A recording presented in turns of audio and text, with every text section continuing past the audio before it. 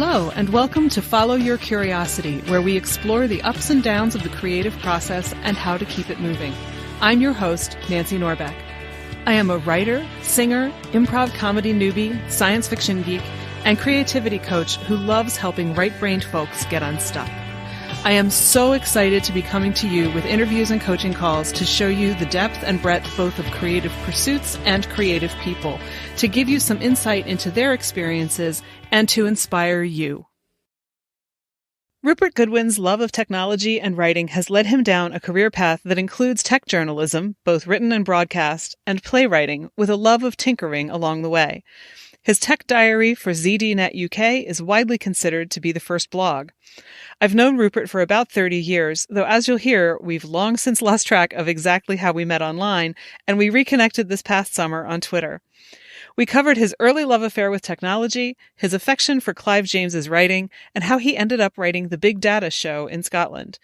From the very beginning, Rupert's story has been, as you're about to hear, all about following his curiosity. I'm totally psyched that we are getting to do this finally, because I know that there are like so many things that I could have asked you when I saw you in October, and I didn't because I figured I'd rather wait for now. So anyway, thanks for being here. Oh, it's an absolute pleasure. So tell me how it is that you got started, and I'm not even sure what the right thing is to ask about here, if it's got started with writing or if it's got interested in techie stuff. I don't know which came first for you. It's very hard to say. It's all early childhood stuff. So I was a very early reader. Mm-hmm. My mother bribed me with chocolate to read books. So I've got very bad teeth. But I was consuming libraries by the time I was 7. So I reckon that's worth losing a few teeth over. Mm-hmm. And I immediately discovered an absolutely, total fascination with science. When I started to take the libraries apart and scour them for goodies. Mm-hmm. So I would only read science fiction. I would only read technical books. I would only read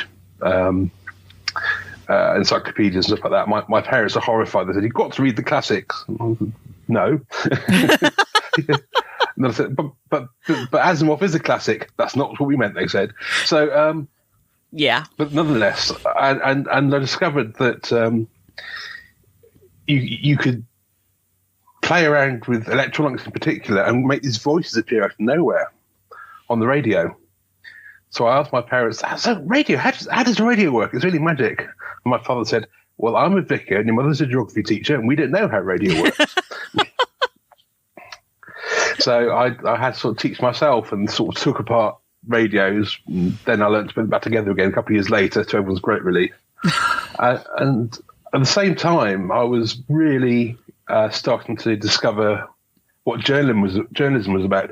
I don't know, did you see that Clive James died quite recently? No. Do you know Clive James?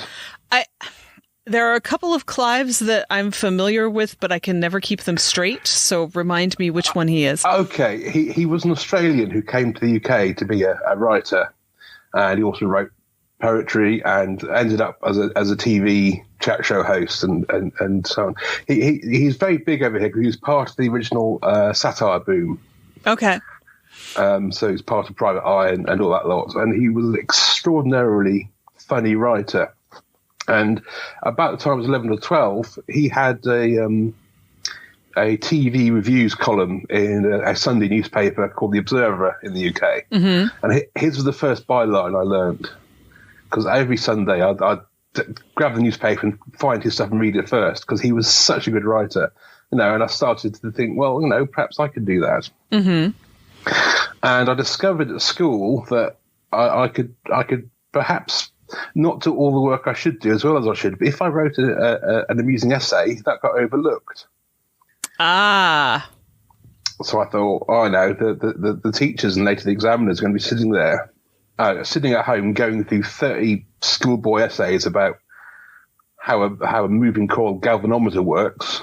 That's going to be pretty dull, so I'll put a couple of jokes in. And it sort of came from there.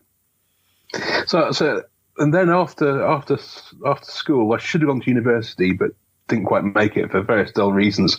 I did get an engineering sort of scholarship. Mm-hmm. At the same time as doing that, so I was working in a defence company. This is about the same time that the 8-bit home computer boom was happening.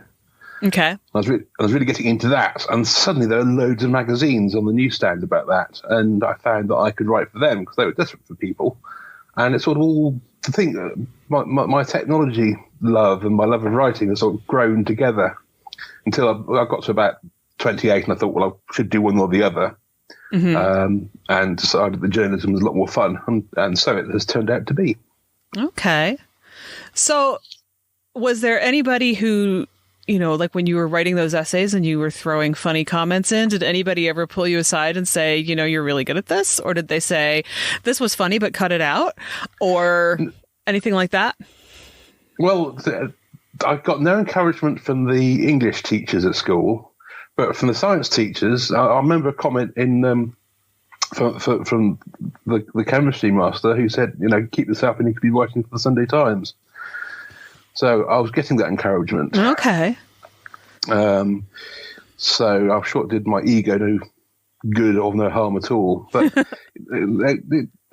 and when I started to write freelance for the computer magazines, then I got a lot more feedback about it, and it seemed to work. So I thought at the time, well, look, if either my careers go to pot, I can either be a journalist or I can be a programmer and a techie, and so I'm sorted for life. And now, of course, journalism's collapsed, and I've lost my eyesight, so suddenly programming is very difficult. I go, how did it work out? Yeah. Well, it worked for a while. It worked for a while, and there's still enough going about, and it's actually been quite good because I've been forced to sort of expand my options a bit and do things I wouldn't have thought of doing, and that's been not so lucrative, but tremendous fun and all sorts of possibilities. So if anyone is out there who is feeling sort of mid-50s and end of careerish, don't. There are so many things out there you could be doing. You just go and try them. Fair enough, and we're going to talk about that eventually, but before we get there, I'm curious to know, well, first of all, I'm wondering, do you think, knowing now what you know that you didn't know back then, would you have been happy as a programmer? Depends where I ended up. Probably not as happy as I am being a writer, because the good thing about journalism is there's such a broader range of things to think about and engage with. If you're a programmer, you're going to end up working on this or that project for quite a long time. You're going to end up with this or that speciality that you're going to keep going back to.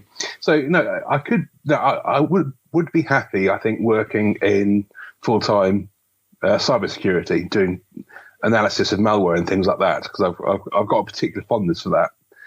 And the programming I was doing was very technical, and I was there when the first computer viruses happened, and I pulled them apart, and I've always had a love of that. There's so much going on there. And I think some of the very best work in computing is going on with people who are at the edge of cybersecurity. So that may be an exception. But I think the fact that I can go and talk to some of these people and find out everything they can tell me one week, and then go to people who are working on the cutting edge of AI the next, and then go and talk to people who are building the world's biggest silicon chip the next. That's just, for somebody with a terribly short attention span like myself, that's a far better way of doing things. That makes sense to me. You never get bored. Well, if I do, it's my fault. Fair enough. And so I know for a while you wrote for ZDNet UK, and I know this because I used to read your diary every week. Yes. Well, that has some claim, and I'm not going to claim it myself, because you can never win these arguments of being the first blog in the UK. Oh, okay. Quite possibly one of the first blogs. And in fact, before that point, when there's a system called Prestel, which was before the internet in the UK, me and a couple of friends got access to it, and it was there for selling holidays and doing banking and a bit of news and a bit of email. And we started a sort of blog called Micromouse, and I wrote about hardware. My friends wrote about software. And we alternated this week by week. So we were sort of doing that back then in the 84. But the diary, which was about 96 onwards, I think, it's certainly the one thing I've done most work on. I think I've probably written about 1 million words if I had them all up in the years it was been running. And that was a lot of fun, just getting the pick of the 5 most interesting or silly or peculiar stories in tech of the week, and just sitting there on a Friday afternoon and doing sort of 2 or 3 para takes on all of them. And that's a sort of journalism you're very lucky to get. Yeah, it always seemed. I mean, it was fun to read, so I'm not surprised to hear you say that it was fun to do. Well, it was because I think there's only a couple of times when my editor got home on Friday evening, checked on the site, saw it written, and screamed and pulled it. So they know that's not bad. I was given a lot of freedom. Mm-hmm. But there's a lot of tech which is ridiculous. There's a lot of stuff to be excited about, and there's an awful lot of hype. And to have the chance to sort of triage stuff at the end of each week, especially during the 1990s and 2000s when so much was happening so quickly. Yes, that's a very great privilege. It got decent figures, and it got noticed, and I did stuff off the back of it for the newspapers and a bit of radio work. So it was good fun. It was, I think, the closest I ever got to that dream of being, having a Clive James style TV review column where you pick the subject and you pick the style, and you got to make some good stroke bad stroke ambiguously funny jokes. Yeah, that makes sense to me. No, that was a lot of fun.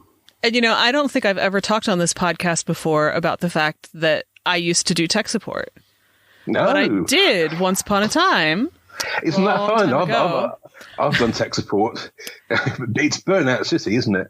Oh, it totally is. And yet I kind of have concluded that it never entirely goes away, because I will get sucked into, I am going to figure out the answer to this no matter what. And the next thing I know, an entire day has gone by.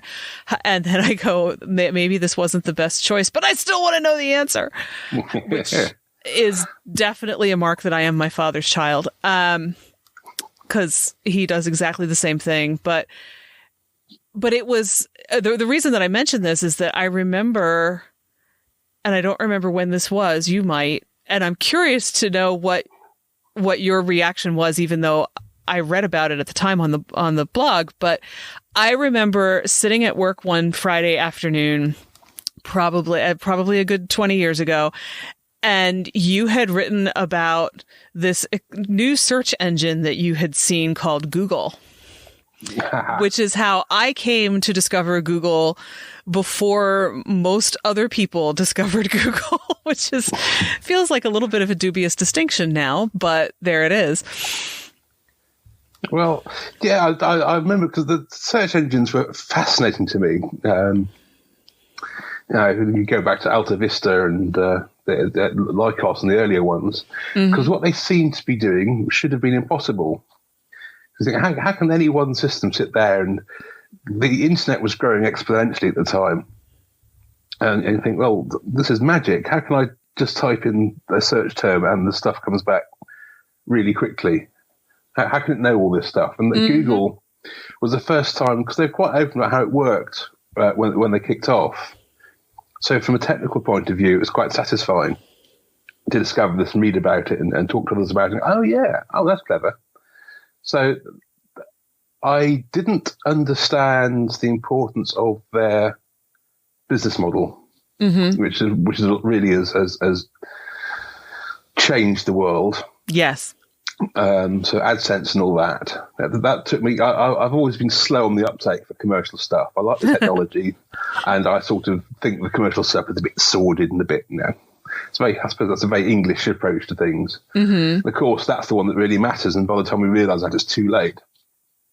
So that's one of my consistent failings.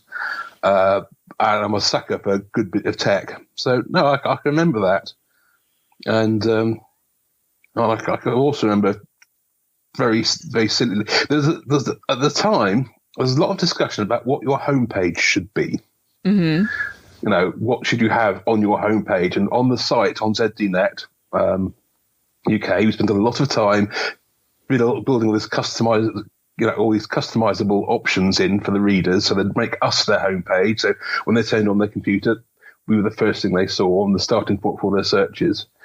And about 3 months after Google came out, we looked at ourselves and realized that we all had Google as a homepage. And that argument had been lost, and all this work. It took a long time to stop trying, because nobody's quite sure exactly how things are going to pan out. But we realised quite quickly that Google was going to be the homepage of the internet, and might as well get on with it. Wow. Did you have any inkling? I mean, I feel like the answer to this is probably obviously no, but I don't know. Maybe you did, that they would be anywhere near as big as they are?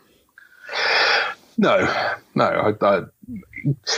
Again, thinking back to those days, the internet was growing so explosively, and there were so many unbelievable numbers. The pets.com being worth more than British Airways and things like that.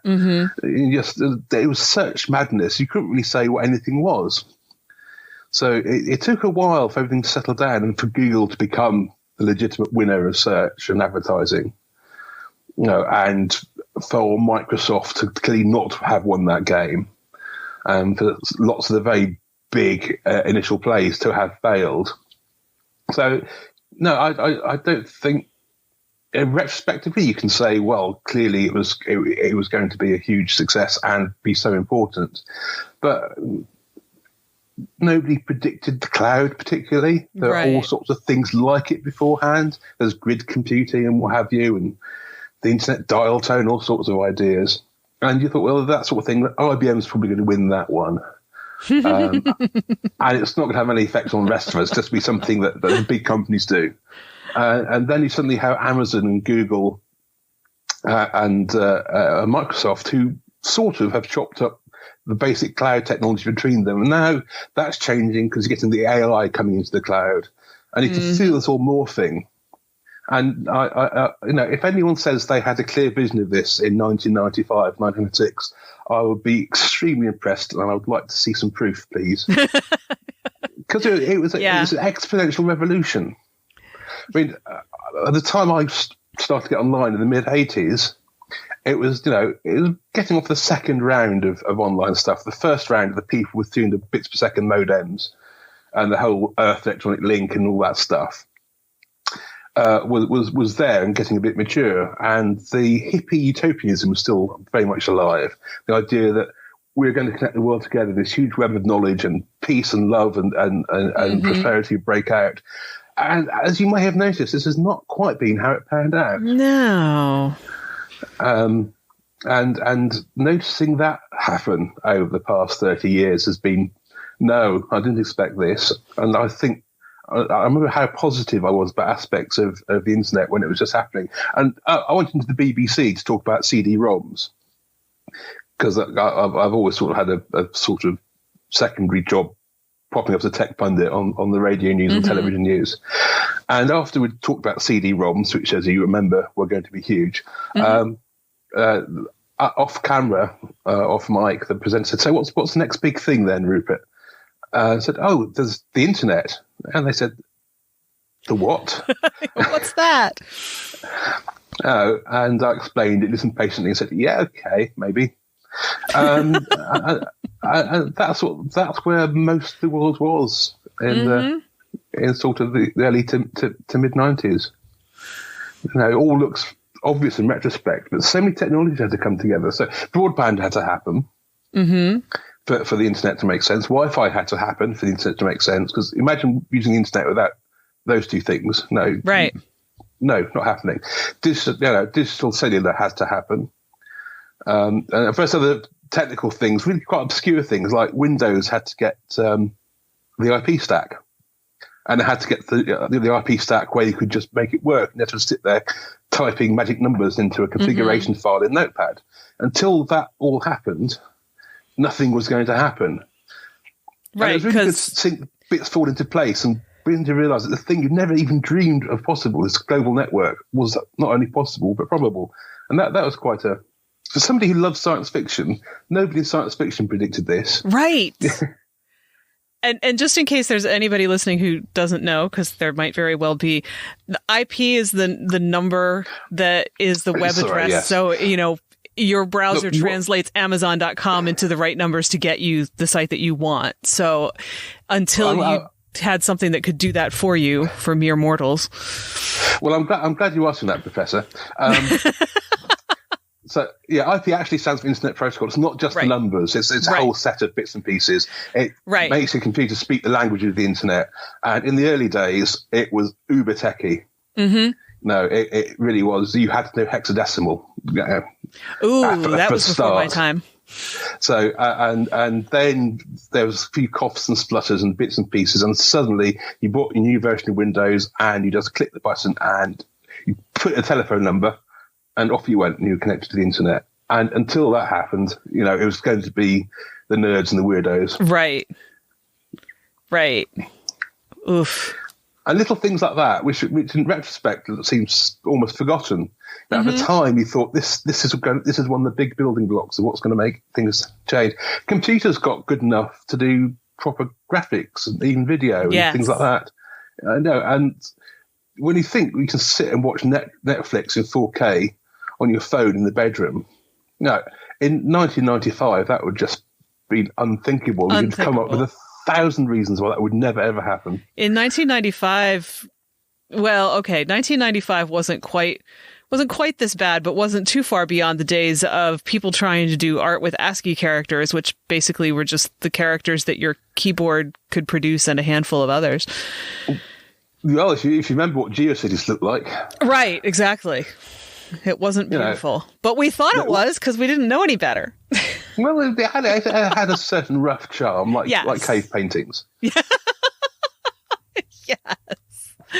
But I also remember being a freshman in college, which was the first time I'd ever heard of an email address or BitNet, much less the internet, and having a friend who took me up to the computer center and said, "Here, fill out this form and they'll give you an email address." And I thought, and with this, I will do what? But I had to fill out a form and explain why I wanted it, and now they just hand you one when you walk in the door at school because you can't function without it, but back then you had to have a reason.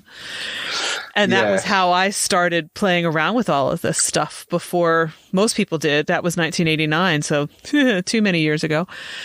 But yeah, I mean, it was so different. And it, being a sci-fi geek myself, it was kind of like, this is so cool, except that I have like 2 people to email. And that's all. And one of them lives a floor above me, and it would be much more practical to just go upstairs and say hello. Yes, but then came Usenet. Right. Oh, Usenet.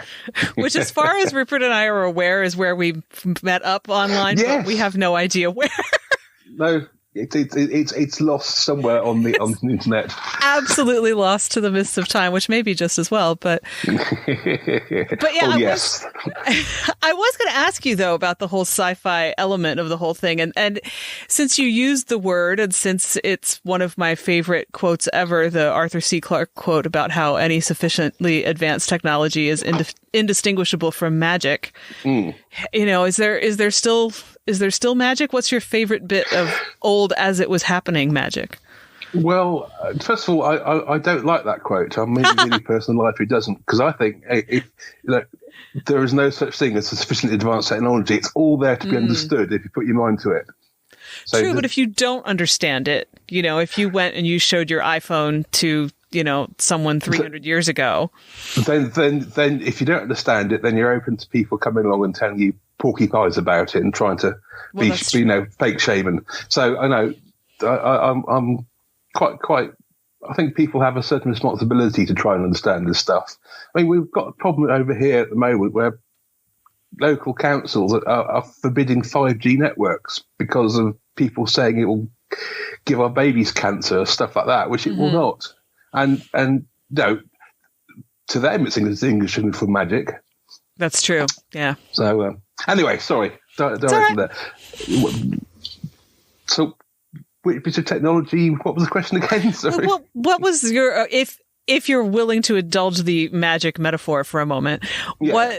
What was your favorite piece of this looks almost like magic as it was happening during your career as a journalist? Well, I'm a huge radio geek.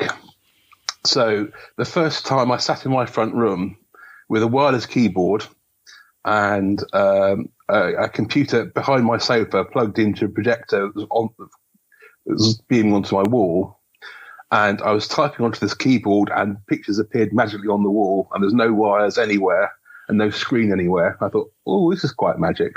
Mm-hmm. Now, as it happens, I know how Wi-Fi works. I know how the stuff works, but it felt like magic. It felt like something had happened. So, but then I feel a way about even the most basic radio. I think radio is one of the great magical things we've made happen. And if you don't feel that way about it, you haven't thought about it very much. So that's I'm predisposed towards that. Fair enough. I can relate to that, actually, because I remember the day that one of our professors ordered the first, what did they call it, airport with Apple? Yeah. That we had seen in my office, and we hooked it up, and I picked up his laptop and walked down the hall and printed something while I was doing it, and just thought, holy cow, whoever would have imagined that you could do this? Yeah. Yeah. But no, but then I was that kid who was 7. I built a crystal radio, hooked up an area in the garden, put on the headphones and hear these voices coming out with no power, no battery, nothing. And I thought, no, this is the true, this is the good stuff.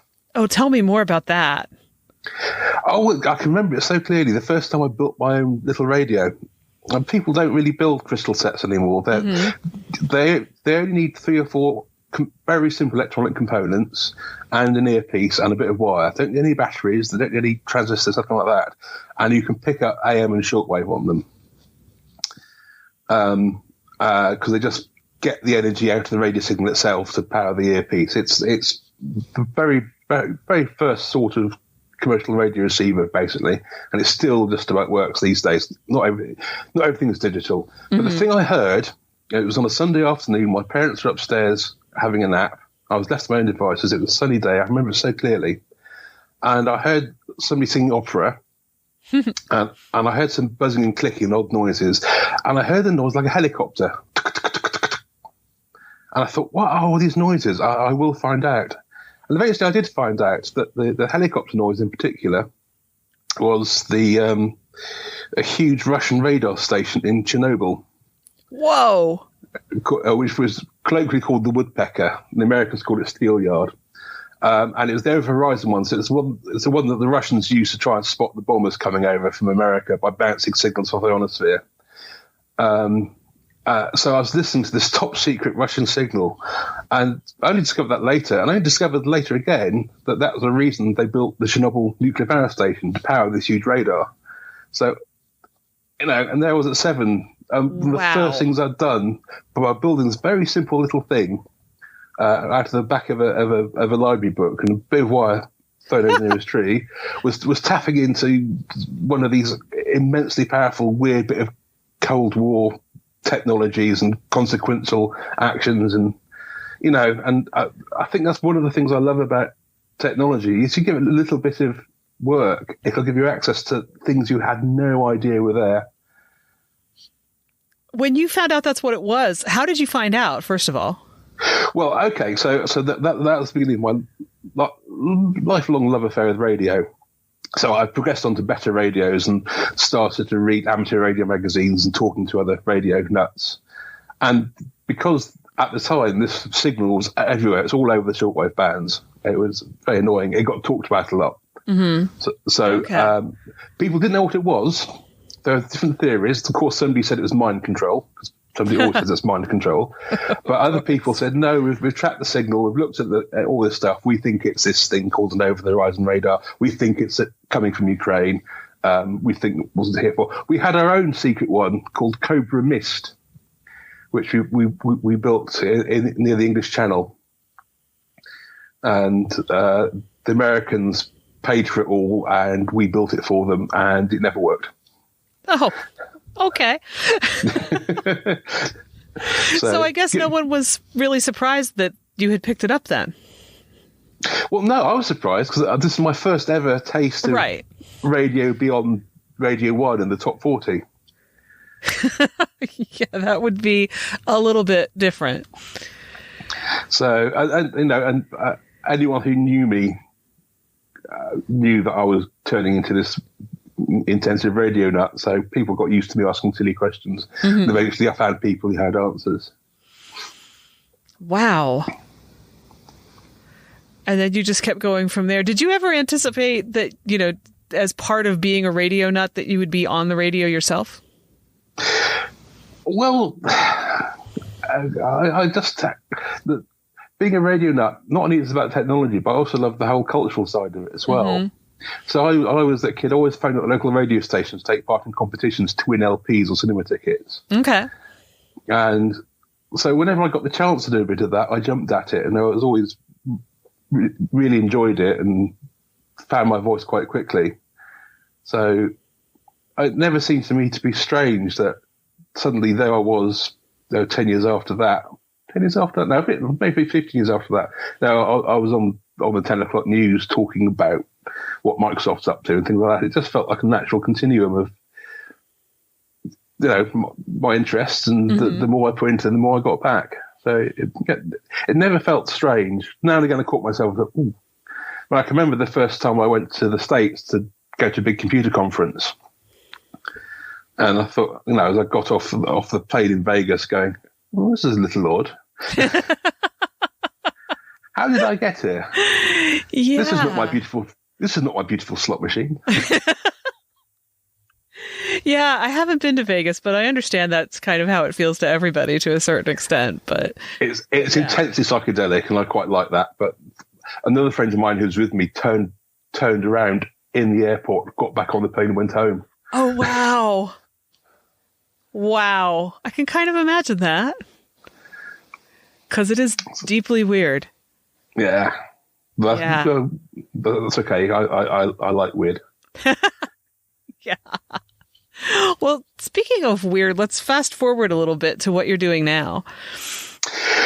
Well, where to start? So, remember I said that when I was sort of 18 or 19, and me and my friends on this system called Prestel, the sort of the before the internet commercial system run by a telephone company in the UK. We were on it in a number of ways. So we were also on it poking around where we shouldn't have been poking around and testing its security and finding little things that weren't working properly. So we tried telling the telephone company that there are problems, they should fix them, and they ignored us because we were just snotty kids. So we started to actively change the system. Of course you did. And to cut a long story short, it's quite a long story, I ended up discovering that Prince Philip, the Duke of Edinburgh, had an email account on the system. Oh, boy. And I was logged into it. Oh, boy. So I was talking to the newspaper editor about how bad the system was. But at this stage, we were sort of giving up trying to get the telephone company to do anything. We were trying to shock them into it. And he said, yeah, can you prove it? So I sent him an email as Prince Philip. At which point, things started to happen quite quickly. I can imagine so. Two of my friends got arrested because we discovered subsequently that the telephone company, British Telecom, was just about to be privatised. It was actually sold off as a big public company and it's about to be put on the stock market. And that was the centrepiece of the Tory party's, the Conservative Party's big policy for that government. Mm-hmm. And by embarrassing them, making it look like they couldn't run a computer system properly, they thought it would damage the flotation. So Margaret Thatcher was extremely annoyed at me. Oh, boy. Well, if you're going to do it right. Well, we had subsequently, because many, many years later, I discovered a friend of mine was working in British Telecom's press office at the time. And we had the chairman of BT got 2 phone calls in quick succession. One was from the Palace and Prince Philip being extremely unhappy. And then there was number 10, Downing Street, and Margaret Thatcher being extremely unhappy. So he was extremely unhappy. And the word was out to get these guys. So as it happened, my friends got arrested. I didn't. They got taken to court, found guilty of hacking, but there was no law against hacking, so they got found guilty of counterfeit. because they said you counterfeited the passwords when you typed them in. And this then went up and up and up. So it ended up at the House of Lords. And the House of Lords started, no, this wasn't a good law to use. There wasn't a law against hacking. So there had to be one. So my friends got their sentences quashed and they got, everything overturned. And Parliament had to pass some of the first computer security law that happened. All because of what we were doing in our bedrooms back then. So this all happened in sort of the 1980s and early 90s. The ramifications continued until they got the Computer Misuse Act out. A few years ago, I was talking to a friend of mine who's a playwright, and she said she was looking for a next big subject. She wanted to do a big interactive play for school children. That's what she does. And I mentioned she knew about my hacking past. And he said, that's terribly interesting, but I don't think it'll make it might make a good film, but it's not really what I could use. Mm-hmm. And then I said, well, while we're putting the play on, we can be hacking the audience's phones. And the consequence of that glib remark have been with me for the past 3 years. So I'm now co-writing this play called The Big Data Show. We've had 2 years of workshopping it in schools and taking versions around. Next year, we're putting it on in proper theatres in Scotland and hopefully England as well, to audiences of maybe up to 1,000 school kids. Mm-hmm. It's interactive. They download an app. They play with the app and they interact with what's going on the stage, and we tell them back to computer security and what it's like being a hacker and the consequences of doing things and what privacy means and how to be a good citizen, all that stuff. It's it should be a lot of fun, and it combines really good drama and some nice surprises and what have you. So I suddenly find myself at this stage, on stage, watching the story of my 18-year-old self being played out and being part of this really... The project has got a little out of hand, to be honest. We're now part of the school curriculum in Scotland. Mm-hmm. And we are very probably going to take it overseas. I can't talk about that yet. Mm-hmm. And it's just got this inertia of its own. And it's a bit like listening to that shortwave radio signal and subsequently discovering that that's the reason that half of Ukraine is glowing green at night. Mm-hmm. The thing I was doing, just playing around with my little Sinclair ZX Spectrum late into the evening in the North London flat and poking around in this BT system, I had no idea that any of the consequences would happen, let alone that all these years later I'd be suddenly part of the theatrical world and hanging out with actors and learning all sorts of amazing things about what it's like to tell stories. Yeah, I have two questions that I'm kind of competing with myself about. The first one, I guess, is which is weirder, going to Las Vegas for the first time or watching yourself being played at the age of 18 by someone else? Watching yourself being played at the age of 18 by somebody else. And especially because we're doing the whole thing to be completely inclusive, because part of the thing is we want to tell girls that they are as big a part of this world as the boys are, and they should think about it. So the casts are all women. At least that has been. I think it's going to carry on being all women. I'm the only old white man there. Okay. So to see the words you typed as a sort of juvenile joke in 1984 into your Spectrum coming out of the mouths of this tall, willowy blonde woman who's pretending to be you, it's just, whoa. I would think. Have you gotten used to it at all? No. Okay. No. And I can't go into the plot too much, but there's all sorts of bits of my life, odd little bits woven into it. Mm-hmm. Because my co-writer, Claire Duffy, is just been the very best person to work with. I'm not a playwright. I write journalism. I've done some fiction, but, it's very crude first novel type fiction. Mm-hmm. And she's a really accomplished playwright and professor of drama and all that stuff. So I've had the incredible privilege of working with her and being the co-writer here. You couldn't have had a better crash course in writing and understanding drama. It's just been, what would I have to pay to get that? It's ridiculous. Mm-hmm. So that's been a constant joy. And so the psychology and emotion of writing drama. We're trying to build people who come to life, and you have to mine your own psyche for the bits and pieces of that. Mm-hmm. That I've always known that as a thing that writers talk about, but never understood it, and I do now. And that's, what a treat. Definitely. And you've actually just answered my second question, I think, which was, how's the transition been from doing journalism to dramatic writing? Well, I'm still doing journalism. Mm-hmm. So doing the dramatic writing is fantastic, because now all these other things I'd like to do and have wanted to do in the past and perhaps tried to do, and I now think, perhaps I can go back to those and do them a bit better. So okay. There's that. But I'm still doing the journalism. I'm still writing that stuff, and that's still not as much as I used to, because the market's not very good. Yeah. But there's still stuff happening that's worth writing about, and I'm still writing about it. So here's another question that may come a little bit out of left field, and if you would rather not answer it, that's totally okay. But your series, Let There Be Dark, about losing your vision, how did that come? Because I can't remember the timeline now, but did that come as you were starting to do the more dramatic writing, or was it before then? How does that kind of fit into the whole creative world here? Okay, well, I'd done quite a lot of radio by then anyway. I'd done sort of 7 or 8 series of a tech series on BBC Radio 4, was sort of the presenter's sidekick. Mm-hmm. And then I lost most of my eyesight in a unusual medical event, which I won't go into.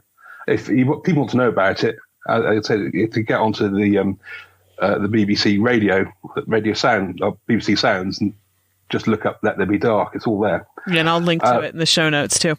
Oh, brilliant! Anyway, so I was off work for a time back then, because I was trying to get my head together and learn. Waiting for the eyesight to stabilise, what level it was going to stabilise, and trying to learn how to cope, and all those things. And at the same time, I thought, well, it would be really good if I could use some of the experiences, because it's quite an experience, losing your eyesight, and it teaches you a lot of things, makes you aware of a lot of things, and it's not entirely negative either, because I've always been fascinated by vision and cognition, and when your eyes go wrong in a strange way, it's like having a new laboratory in your head to play around with. Interesting. One you can't leave, which is a bit of a shame, but it's still surely interesting, and you get to talk to some really good consultants. So I was going through all this, and because my partner's a radio producer, he said, well, Radio 3 is looking for personal interest stories that fit into the essay. Why didn't you have a go at that? So I did, and they liked it. So I ended up doing this. So it was a pretty standalone thing. Mm-hmm. But I then subsequently, I was executive editor of ZDNet at this point. But subsequent to that, I lost my job, and found myself freelance, basically. Tried to get a few full-time jobs, but it turns out middle-aged blind people aren't very attractive on the job market, no matter what it is you've done. But the freelance was fine, because nobody cares there. So I was doing that. Moved from London to Scotland, because that's where my partner lived, and might as well, because you can freelance from anywhere, right? Met Claire, who is up here, and it all came from that. So there's a continuum of development there, but it's things happened at their own pace, and maybe not as connected as they seem, or if they are connected, not connected quite as thematically as one might wish. But I don't know if that answers your question. Sure, fair enough. So you mentioned if you're in your mid-50s and you think there's nothing else for you to do, that there probably is. And I'm wondering if you might be able to talk about that a little bit more, because I think that probably there are a lot of people who think that there's nothing left for them to do and wouldn't have the first idea where to look for something if they wanted to. Well, I hate to point out the existence of this thing called the internet, but Oh, heavens, no. I think it's going to hang around for a bit. I think it's a stayer.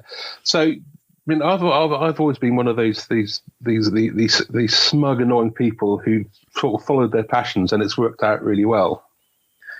So that's how I know how to do things. So you find something that can maintain your interest. If I can't maintain my interest in something, I'm hopeless at it. It's an absolute character flaw of mine. My parents and my school teachers always told me off for not having stickability. And no, I stick at things, but only if I like them. I have very poor self-discipline like that. I'm not good at things I don't like. But you can always find something you like, and you can find a community of people around that, and you can then find things you can do within that community that may work out for you. So, for example, right now, if you're a technical person, the state of the art in open AI tools, that you sit down and play around with AI and try and, there's tons of data up there. There's tons of resources. It's cheap. There's wonderful tutorials. So even if you're only slightly interested in that, you can sort of build yourself a little Lego set or chemistry set of AI and start mixing the tubes together. And if you're interested in, you'll know this very well, that if you're interested in writing fiction or drama, there are big communities out there to help you do that. And when a lot depends on your circumstances. Many people, you're stuck because you have to put in the hours to earn the money to pay the mortgage and all that stuff. And then that is so much harder. But in my experience, there's so much good stuff out there. If you scrabble around for it a bit, if you're open to where it might lead you, and you think a little laterally about it. So I don't expect. I quite like art. I'm not going to turn into a painter at all. So, but I could find perhaps somewhere I could write provocatively about painting and perhaps get a bit of interest going there. You look at the skills you've got, you look at where you want to be, and you think, well, out there's somebody who's done that, and I'll try and find them and see where they're at. I'm a huge fan of autodidactism, teaching yourself stuff. And that depends on finding these sparks of interest that you can fan to keep alive and following those. That's really, I don't like giving people advice because everything's different. But that's what's worked for me. It's always been find that thing that just catches your interest. And these days, seeing where it goes to, you can do so quickly, and as much a little depth as you want. And then I think if there is an opportunity there for you, you will find it. And you've pretty much just encapsulated the whole idea of why I called this podcast "Follow Your Curiosity." That's pretty much exactly it. And you're also, it's so interesting because I just had this thought in the last couple of days that it's true. The things that interest you are the things that you're going to be good at because you're, kind of like what I was saying earlier about, I'm going to solve the problem. I'm going to spend my whole weekend trying to make something work because damn it, I know I can make it work and I'm going to do it. But it's not even just that kind of single-minded insanity. It's the reason that, if I had enjoyed doing algebra, it's entirely possible that I could be a mathematician right now, because it wasn't that I was incapable of doing it. It was that I didn't care. No. I didn't like it. And I didn't see why I needed to know how to do it, what it was going to do for me. So it may also have been an issue of nobody giving me enough useful context. But mostly it was, these are numbers and I'm really a word person and I'd much rather be sitting down playing with words than playing with numbers. And so, in my spare time, what did I do? I played with words. So, because now you have the teacher part of my brain churning on this too and thinking, yeah, this is where schools mess up, is that they say, you're not applying yourself and, you could be really good at this, and not acknowledging the fact that if a kid's not interested, you can't make them interested. You can make them do the work, but it won't be as good because they're not as interested. Yeah. But everyone thought I was going to be an engineer when I was at school. because I was totally into electronics. To be an engineer, you've got to have maths. You've got to have good maths, or math, as I believe you call it in the colonies. Yes. And I was very good at simple stuff, but when it got more complex, I sort of lost interest. I've got that interest back again now, big time, because I understand more of it. At the time, it just didn't engage me, and I realised that we're doing sort of when we're doing the end of school exams.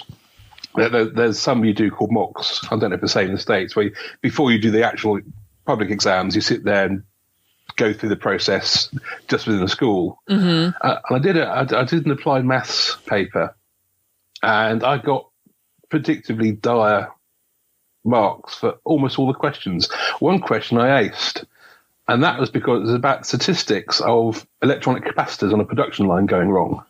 And because it mentioned electronics, I was engaged. And I found it easy. And I thought about that afterwards, thought, well, this is telling me something. And it's telling me that this isn't really for me, but I should carry on with my technology. And it's the first inkling I had of, you go to school and you're taught that you learn all this stuff and you learn it all equally and you do your best you can for all of it. And then you go off and use it with a certain amount of responsibility for the rest of your life. But if you're not that person, if you can't make yourself learn stuff you don't much like, you go, well, I've only got the other option left to me. And that was the first hint I had that while I was not doing nearly as well at aspects of my school that everyone expected me to do, and this was causing people a lot of disappointment, me too, that perhaps there was a bigger story there, and I shouldn't worry about it quite as much as everyone else thought I should. And whether that's an excuse for great laziness or not, I shall never know. Well, it seems to have served you well regardless. Yeah. Yeah. I could have done better. I don't know. It sounds to me like you've done pretty darn well. I mean, really. Well, I don't know. I've got friends who are sort of professors of this, or quite big figures in that, and I think, oh, perhaps I could have done that. But no, they're doing it perfectly well. Why should I want to do it as well? And they're not writing plays and taking them overseas, probably, and all of the things that you're doing. So they may be thinking the same thing about you. Possibly. I was very pleased if a bit of trumpet blowing. A friend of mine way back is now a senior editor on a very, very well-known title, and one I've wanted to write for all my life. And I discovered he was a bit of a fan, so I pitched them and got in. So, having the right friends at the right places at the right time is it's good stuff. I highly recommend that as well, by the way. Yes, if you can manage it. Yeah. It makes all the difference, for sure. So I have one other thing that has been percolating in the back of my head, which is, we were talking earlier about how, Google hasn't exactly turned out the way we thought it was going to 20 years ago. And now we have things like Facebook and Twitter and all of those fun things, which and anybody who knows me really well knows I'm not a Facebook fan. I'm kind of in the middle with Twitter, though. Hey, it's how I found you again, so I can't diss it completely.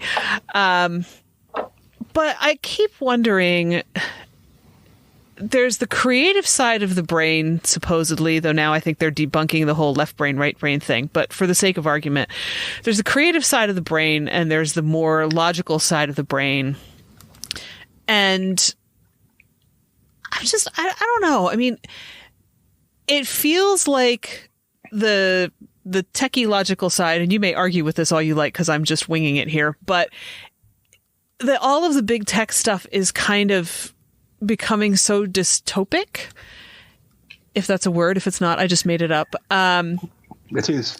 And I'm kind of thinking, how does all of that interact with the creative side of your brain?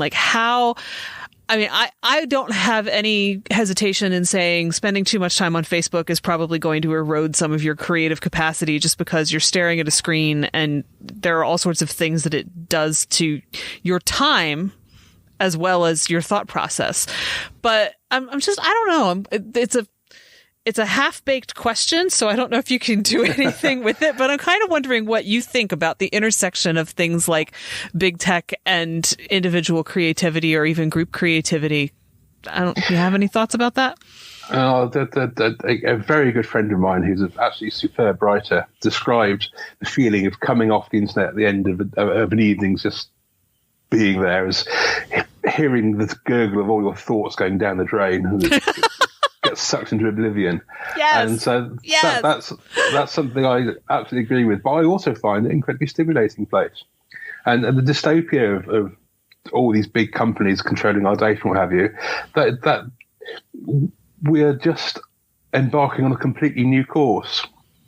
And the thing I think that make me happiest, I'm not going to answer your question, I'm going to answer a different question. Okay. Is if everyone starts to take responsibility for making things change. Okay. And not get stuck in ruts. It's very easy to get very depressed at the moment because of the state of politics in the States and in the UK in particular. But, there's lots of other things going on, like China exporting authoritarianism as a service to Africa. You can find all sorts of things to be really worried about. You can also find all sorts of things to be really excited about. And it's up to us to make sure the good stuff happens and the bad stuff gets closed down. And I find anywhere that people are talking about that to be exciting and energizing and something I want to be a part of. But then I'm just an old liberal progressive, so what do I know? But you in the end, I'm one of the most irresponsible people I know. And I keep coming back to responsibility towards yourself to find the stuff that works for you, to guard against the stuff that doesn't. And look after yourself. If you find yourself being drained by these great machineries of the internet, just sitting there and filling your mind with candy floss or whatever, worse. Or worse. Well, no, I think hopefully everyone who listens to your podcast will have decent critical faculties. That's true. And will know what they're being served up and can think for themselves. So, even so, it's very easy to get worn down and think, "Oh, this is awful." But you can change that around. You can say, "But there are all these other things happening. We're just embarking on a completely new society." If you think what happened in the Cold War, we were all going to die in nuclear Armageddon. Now, that's still an option, so don't give up on that one. But we didn't. Right. We survived a great big clash of ideologies, and that didn't finish the way anyone expected, and the consequences of that weren't what anyone expected. But nonetheless, that's sort of gone away now in a way that would have been very hard to say in 1964 it was going to go away like that. And going back again and again, you always find society is a really awful place, and it keeps getting better. And then bad things happen, it gets better again. We do live in a society that has got the taste for progress. We do live in a society that's got the taste for enlightenment and is capable periodically of shaking itself up and fixing the problems. Now, I'm an optimist. You want me to tell that? But I think if you choose to be an optimist, you can find good reasons for it and ways to engage that will perhaps give more hope to other people. I think you just reminded me how pessimistic I can be about social media and especially Facebook, which is why I deactivated it 2 years ago, and it was definitely the right move. Yeah, Facebook is a cesspit. I'm not going to say anything else about Facebook. Well, but you know what? I did make friends on Facebook that I wouldn't have made otherwise because they live half a world away. So I can't completely discount it, but I think even these days, even a cesspit can produce fertilizer. But I think Facebook is a particularly bad example, and people should be encouraged not to be there. But yeah, I think I needed that reminder that it's not necessarily all the bad stuff, because there is good stuff that comes out of it. No, like me being on your podcast, for example. Exactly. There we go. Which is a great place to end. So thank you so much. This has been a really fun conversation. I really enjoyed it. That's our show for this week. I hope you found something inspiring in this episode. I know I did. You can find links to as many of the things Rupert mentioned as I can find, including an old diary entry, his series Let There Be Dark, and the Big Data Show. My thanks to Rupert for joining me, and to you. Please do leave a review and share the show with a friend. You can find show notes, the 6 creative beliefs that are screwing you up, and more at fycuriosity.com. I'd also love for you to join the conversation on Instagram. You'll find me at fycuriosity. Follow Your Curiosity is produced by me, Nancy Norbeck, with music by Joseph McDade. If you like Follow Your Curiosity, please subscribe, rate, and review on Apple Podcasts or wherever you get your podcasts. And don't forget to tell your friends. It really helps me reach new listeners. See you next time.